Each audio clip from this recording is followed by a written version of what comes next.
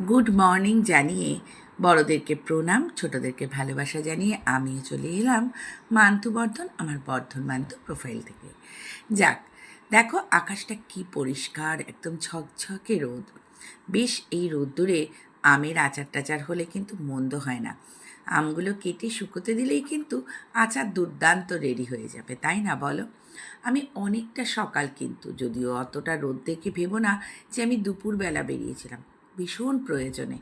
না হলে এত সকালে কি আর কেউ বেরোয়? সেই তাগিদায় চলে গিয়েছিলাম, একটুখানি বেরোতে হয়েছিল আর কি। যাক, তখনই ভাবলাম যে এত সুন্দর ওয়েদার, একটুকু ভিডিও করব না, তাহলে একটু ভিডিও করেই নিই, তোমাদের সঙ্গে সেটা একটু শেয়ার করতে পারবো। আর এখন এমন একটা নেশার মতন হয়ে গেছে না, কি বলবো তোমাদেরকে, মুঠো ফোন পেলেই সব কিছু বন্দি করি। পলাশ আর শিমুলের খেলা, সত্যি কি সুন্দর রঙিন রঙিন ফুলগুলো। তারপর বাড়ি ফিরে একটু জলখাবার বানালাম, বেশ ভারী ভারী করে একটু পরোটা, আর তরকারিটা করেছিলাম বাটার দিয়ে। এই তরকারিটা ছোটোবেলায় মা আমাকে স্কুলের টিফিনে দিত, বেশ ভালো লাগে। রেগুলারের কিছু মশলা দিয়ে এঁচোড়টাকে সাঁতলে নিয়েছিলাম, মানে একটু ভেজে নিয়েছিলাম এঁচোড় আলু, তারপর এঁচোড়ের তরকারি করলাম।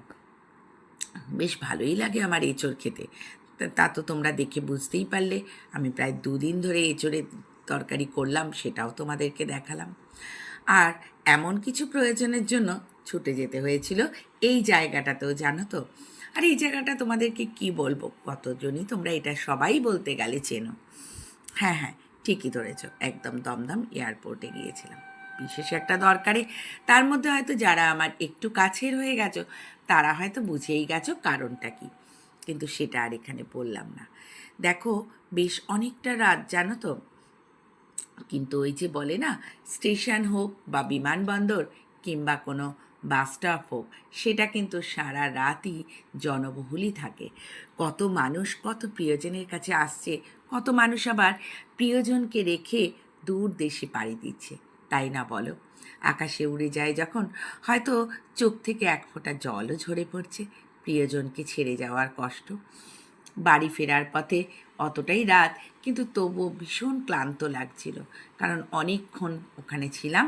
তারপরে কর্তামশাই বলল, চলো একটু চা খাওয়া যাক। তাই একটু চা খেলাম। আর ওই চা খেতে খেতেও আমি আবার একটু চায়ের ভিডিওটাও নিয়ে নিলাম। ভালো বানিয়েছিল বেশ চাটা, ঝপঝপ করে চাগুলো ঢালছে। আমরা বাপু এতে কিন্তু অতটা এক্সপার্ট নয়। চা খাওয়ার পর পয়সা কড়ি মিটিয়ে কর্তামশাই বলল, আর কিছু খাবে নাকি? হ্যাঁ, না না, অনেকটা রাত, হ্যাঁ এখন আর কী খাবো।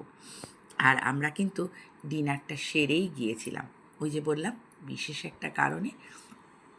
তারপর দেখাই ফেরার পথে এই ছোট্ট আম গাছটা, এমন কোনো ডাল নেই যে আমের বোল আসেনি। গরম পড়ছে, আমপানা শরবত, আমের আচার, তারপর আম ভালোবাসে না এমন লোক তো আর হয় না বলো। গাছকে প্রথমেই যত্ন করতে হয়, তা না হলে কি আর সে সুন্দর সুন্দর ফল দেয়?